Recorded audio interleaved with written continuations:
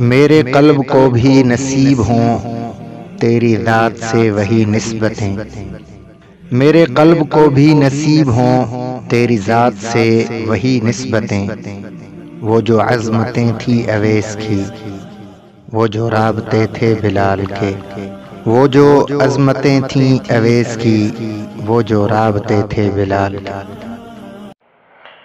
دوستو، ابھی آپ ایک ویڈیو دیکھیں گے جو اہل حدیث عالم شیخ عبد الرحمن سلفی کا ہے، اور وہ اپنے لوگوں میں آپس میں بات چیت کر رہے ہیں، یعنی علماء کرام اہل حدیث کے بیٹھ کر کے بات کر رہے ہیں کہ اہل حدیث لوگ اب زیادہ تقلید کر رہے ہیں، اور تقلید کا ضد جو ہے وہ اجتہاد ہے، یعنی جو جیسے سلف نے کہا ہے، شاہ ولی اللہ محدث دہلوی رحمۃ اللہ علیہ نے بھی اس کی طرف اشارہ کیا ہے، اور دیگر ائمہ نے بھی، کہ مسلمان یا تو مجتہد ہوگا یا مقلد ہوگا، یا تو خود سے پیدائش سے لے کر کے موت تک، اور استنجا کرنے سے لے کر کے حکومت کرنے تک کے تمام مسئلوں کو کتاب و سنت سے حل کر لے گا، یا حل کرنے والے کے پیچھے چلے گا۔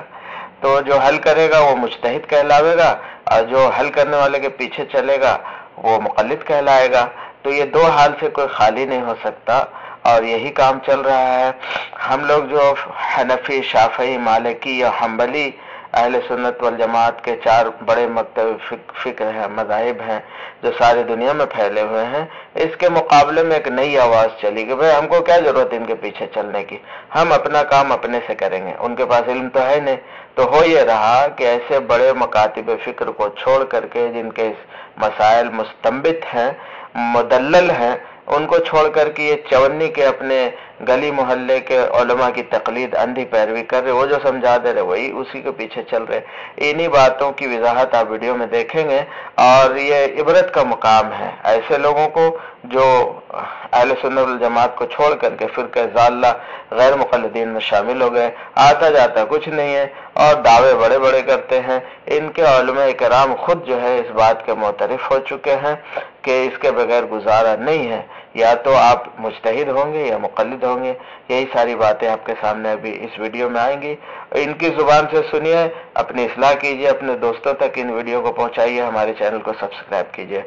السلام علیکم ورحمۃ اللہ وبرکاتہ۔ میں نے اس کے اوپر بڑا تجربہ بھی کیا ہے۔ ہمارے سلفی علماء جو ہیں ان کا فقہ سے تعلق کمزور ہوتا ہے، تو نہیں، لیکن انہوں نے اب ماشاءاللہ وہ درر البہیہ اور روضۃ الندیہ وغیرہ جو ہے اس کے بعد بڑا کچھ ہو گیا، بلکہ اب تو تقلید جو ہے وہ اہل حدیث میں بھی دوسرے لوگوں کی نسبت زیادہ فقیہ ہے، ان میں تو دڑے بن گئے ہیں، اور ہر دڑا جو ہے وہ ایک مستقل فرقہ بن گیا ہوا ہے، کیونکہ علماء کا احترام پایا نہیں جاتا، اس لیے ہر ایک آدمی مفتی بنا ہوا ہے، اور کتاب و سنت کا پتہ ہی نہیں کہ کتاب و سنت کا پس منظر کیا ہے، یہ واقعہ کیسے ہوا، کیوں ہوا۔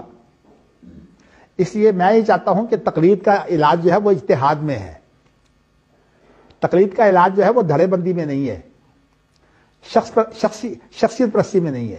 ہم نے شخصیت پرستی اختیار کر لی اور دھڑے فرقہ بن گئے۔ اور دوسری وجہ یہ بھی ہے کہ تقلید کا علاج جو ہے وہ اجتہاد میں ہے، اس کو ذرا کھول دیں گے۔ نہیں، تقلید کا الٹ ہے کیا؟ نہیں، اس لیے سارے حدیث تو مجتہد بن گئے ہیں۔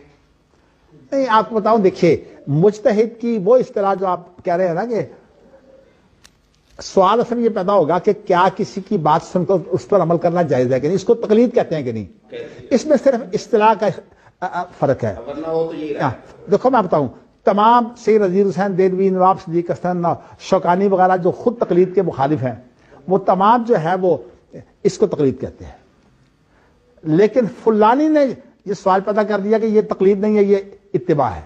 یہ اصل میں الفاظ کا صرف فرق ہے، احتیاط کی صورت ہے۔ اقاض و ہمم اولی الابصار جو کتاب ہے نا فلانی کی، اس نے کہا کہ نہیں، اصل میں تقلید کے لفظ سے یہ بچنے کی شکل ہے، آپ بچنے کی۔ لیکن آپ کو بتاؤں کہ ویسے اگر آپ کہیں تو کوئی آدمی بھی جو ہے وہ، مثلا آپ مجھ سے، آپ نے شاید چند روز پہلے مجھ سے ایک مسئلہ پوچھا تھا، آپ تھے یا کوئی اور تھا، اس نے کہا جی مجھے یہ، ہاں جی آپ نے پوچھا تھا، آپ نے مسئلہ مجھ سے پوچھا تھا ٹیلی فون پر، آپ نے مسئلہ پوچھا، میں نے آپ کو جواب دے دیا، آپ نے دلیل کوئی نہیں پوچھی، آپ نے میری کیا تقلید کی تھی؟ نہیں، تقلید بھی ہے اصل میں، یہ لفظ کا یہ ایسے خام خواہ، اگر آپ کہتے ہیں میں آپ سے میں نے بات پوچھی، نما شفاء علی کے سوال میں کیا ہے؟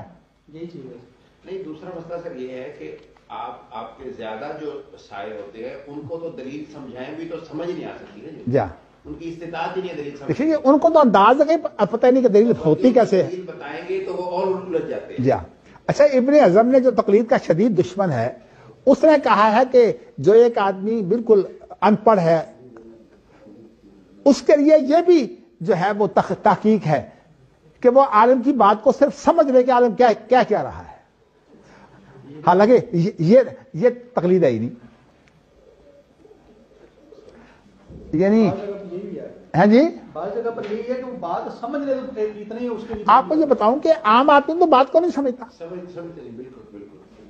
تو اس لیے میں نے آپ کو بتایا نا کہ مجھے یہ سوال پیدا ہوا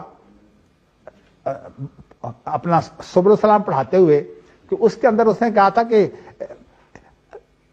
کہ یہ جو اذان دیتا ہے کوئی آدمی تو اذان دینے کے بعد اس کی جو ہے وہ دوسرے لوگ بات مان لیتے ہیں اور نماز کے لیے آ جاتے ہیں.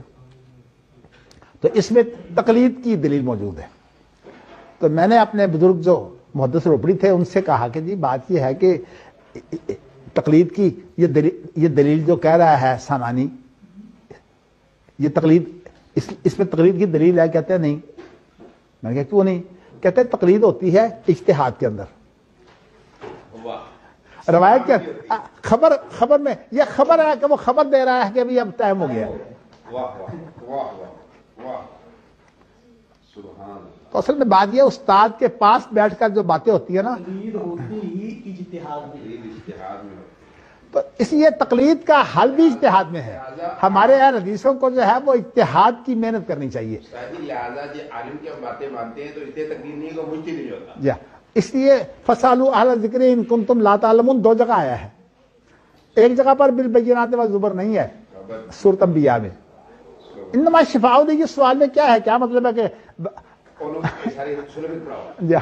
نہیں اصل میں آپ کو بتاؤں کہ یہ چیزیں جو ہیں یہ میں چاہتا ہوں کم از کم اہل حدیثوں میں جو افراد تفریق پیدا ہو رہا ہے نا اور فرقہ بندی جو شدید ہو رہی ہے اصل میں فرقہ بندی جو ہے یہ صرف شخصیت پرستی اور یا یہ اپنے دھڑے کی. انت نور اللہ فجرا جئت بعد العسر يسرا ربنا أعلاك قدرا يا إمام الأنبياء أنت في الوجدان حي أنت لله